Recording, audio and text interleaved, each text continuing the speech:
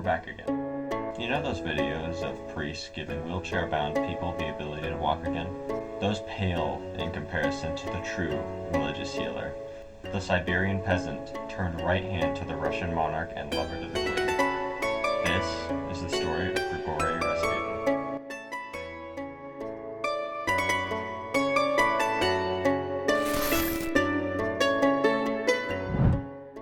January 21st, 1869, Rasputin is born in Pokrovsky, Tyumen Oblast, a town so small its Wikipedia page basically just says, birthplace of Rasputin. The following day, Rasputin was christened in the name of Saint Gregory of Nyssa, who, if you're familiar with the whole tradition, basically you emulate the values of that person. Saint Gregory of Nyssa advocated for the idea that the only person that can own slaves is God himself, as he's the one that gave us free will. So just be aware that freedom is kind of a staple in Rasputin's life. Rasputin was one of 9 children, 7 of which died in early infancy, and his sister Feodosia, the last survivor, named him godfather to her children, though sources debate whether she even existed or not.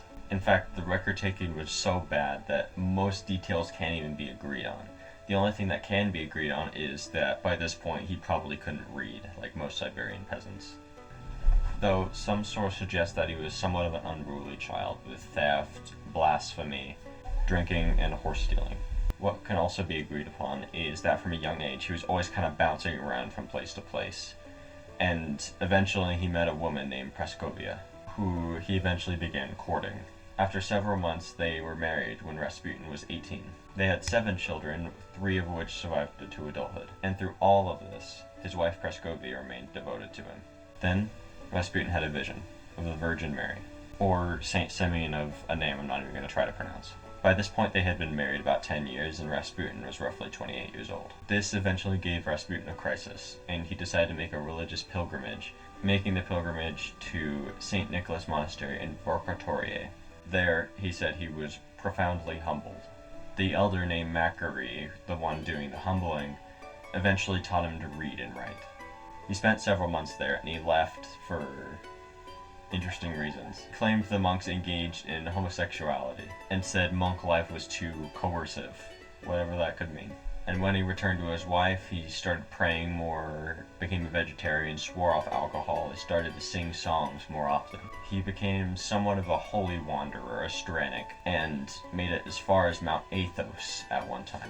In early 1900, he had developed a small group of followers who would pray with him and follow him around. Now, shortly after this, he and his followers became under suspicion by the local authorities and just locals of wherever they traveled to. Mostly because the female members of his group would sometimes bathe him before his commutes. Then he found a group called the Klisti, or the Whip, where he engaged in intense group activities. And the group earned their name engaging in flogging and whipping. The idea being that by sinning, you can then repent and become closer to God. They also believed in showing their devotion to God through pain, so that explains the whipping and the flogging. Though I want to be clear, it was heavily debated whether Rasputin was in this group. Rasputin's charisma and religious activities began to spread around Siberia, the word making it everywhere, despite the rumors that he was having activities with all his female followers. He made good impressions with church leaders such as Archimandrite, who gave him a recommendation letter to travel to the Alexander Nevsky Monastery in St. Petersburg, which was nearly 4,000 kilometers away from where he started. He met Archimandrite Theophan, who became incredibly impressed with Rasputin and let him stay in his home. Then Theophan began to become suspicious, if you will. Archimandrite Theophan became somewhat of an enemy of Rasputin, if you will, running investigations into his doings with the whip. But Rasputin's appeal was not only that he was a healer, it was the fact that he was a healer who was natively Russian, unlike a lot of holy men at the time. And while in St. Petersburg, Rasputin met the Black Princesses, Melitza and Anastasia. They were called the Black Princesses because of their hair and eyes, which are darker than the rest of the family. They were married to cousins of Tsar Nicholas II, and were the ones who originally introduced Rasputin to the royal family. Alexandra and Nicholas were convinced of Rasputin's ability to heal through religious means, and were hoping he could heal their only son, Alexei. What Alexei was sick with was not something that could be fixed overnight. He was sick with the Queen's disease, or hemophilia.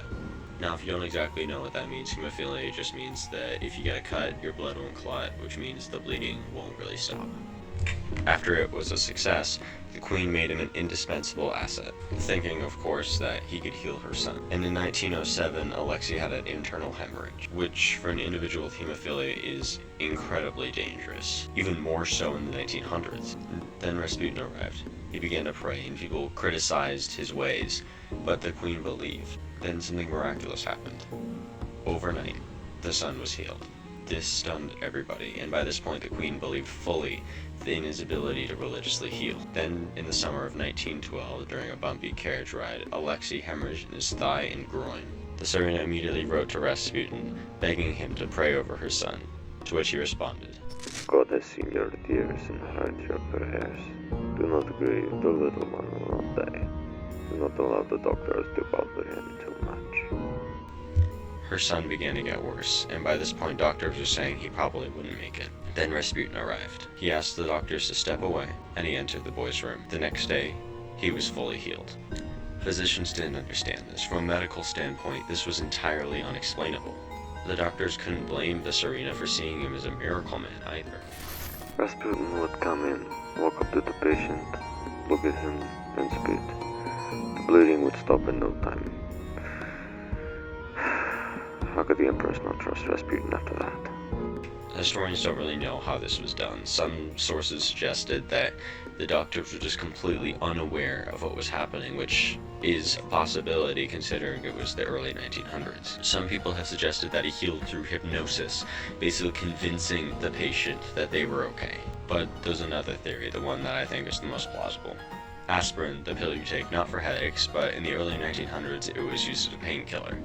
It also had an anti-clotting effect. The idea being that the doctors were administering aspirin to Alexei, causing his blood to thin even more. Though there's not a lot of evidence to back this up, mostly because it wasn't super well documented. And then by, of course, kicking out the doctors, they couldn't administer it. After this, all the children in the royal family immediately took to Rasputin. They were completely comfortable with him and would often write him letters. And oftentimes he would write letters back, and I just think this is the sweetest thing. My dear Pearl M., tell me how you talked with the sea, with nature. I miss your simple soul. We will see each other soon. Big kiss. How adorable is that? This was a letter written to 9-year-old Maria, and this is a letter written to all the children. Love the whole of God's nature, the whole of his creation, in particular this earth. The Mother of God was always so occupied with flowers and needlework. So Rasputin was given pretty much unrestricted access to the kids. Rasputin would tuck them in, tell them stories before they went off to sleep. And this whole relationship made one of the nurses very uncomfortable. 12-year-old Tatiana wrote to her mother, basically asking the nurse to be nice to Rasputin. Another one of the nurses, who was originally a follower of Rasputin's, claimed to have been assaulted by him. Then the Grand Duchess claimed she was a liar, which is messed up beyond belief. Especially when the person you're talking about is a known activity addict. They later found the woman in bed with the Cossack of the Imperial Guard, in which she was dismissed. Then rumors began to spread that Rasputin had seduced all 4 of the Grand Duchess, including the Tsarina. Then cartoons began to pop up of Rasputin having activities with the Tsarina. But getting into controversies, Rasputin was known to accept bribes and sexual favors. He used all this to expand his sphere of influence, basically just trying to get as much power as fast as possible. His enemies accused him of religious heresy and sexual assault. In the Eastern Orthodox Church, Rasputin began to grow his influence, and during a drunken stupor, he admitted that he had had many extramarital affairs, which by this point is common knowledge. Then, on July 12, 1914, in a very clear assassination attempt, Rasputin was stabbed by a woman who then yelled, "I have killed the Antichrist." Her nose was missing due to syphilis, and her motives were made clear at the crime scene. She was then declared legally insane and thrown in a mental asylum in Tomsk. Now, getting to his assassination, this is my favorite part of the legend. And I say legend because I think the events that happened here are greatly exaggerated. So some Russian aristocrats thought Rasputin having his fingers in the royal pudding wasn't exactly ideal. So they invited him to the 1900s equivalent of brunch. But there was a catch. The prince who invited him served him cakes with potassium cyanide. To which Rasputin responded by eating the entire platter. The prince, who was confused after he'd just given Rasputin enough poison to kill a horse, fired his revolver into his chest. But as he walked over, Rasputin jumped up and started attacking the prince. Now, a third warning, this part is just not okay. But it is a big part of the legend, so I'm going to say it. During the struggle, one of the assassins took a knife and removed Rasputin's member. I don't know how it escalated to that, but yeah. After all that, they managed to wrap Rasputin up in a rug and toss him in a hole in the ice in the river. To which he started clawing at the ice, trying to get back out, before finally succumbing to drowning. When the Duchess heard word of this, they began to huddle together to mourn. This, I think, more than anything, shows just how important he was to the royal family. Before his death, Rasputin made a prophecy. As a religious healer, I guess it comes par for the course. If I am killed by simple robbers of the Russian peasants, Tsar Nicholas should not fear for his fate, and the descendants of the Romanovs will reign 100 years and more. However, if the murder was committed by nobles, relatives of the Tsar, then the future of Russia and the imperial family will be terrible. The nobles will flee the country, and the relatives of the Tsar will not be alive in 2 years. Brothers will rise against brothers and will kill each other. He also said, Whenever I embrace the Tsar and the Tsarina, the girls and the Tsarevich, I shudder with horror as I embrace the dead. And then I pray for these people, I pray for the imperial family, because the shadow of a long eclipse falls on them. his murderer, a prince, you surely know where this is going. The entire royal family was killed shortly after in a revolution. But there is a prophecy that is yet to come true. I know logically this is biblical imagery of the end of the world, but it sounds pretty close to our current predicament, doesn't it? Earthquakes will become more frequent. Lands and waters will open and their damage will engulf people. Disease like these will enter cities and their houses, and the land will be drenched with salt. And he had tons of prophecies that didn't come true, I just didn't bother mentioning them. But if you put aside Occam's razor, you get the idea that Rasputin might have predicted global warming. He also predicted a third world war in Europe, but I read the prophecy for that one and it didn't sound anything like that to me. So there it is, the legend of Rasputin, the cult leader who took over Russia and did things nobody thought was possible. Also, as a final note, they have his member. Now, I'm not sure how real it is, but there's photos of it, and it is very disturbing. It's exactly how gross you think it is. Well, Legend of Rasputin, folks. I really hope you enjoyed, and you have a good rest of your night. I'll see you later.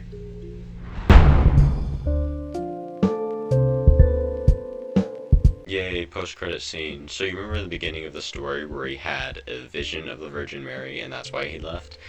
So some people have theorized that maybe he just stole a horse and the authorities were after him. Food for thought.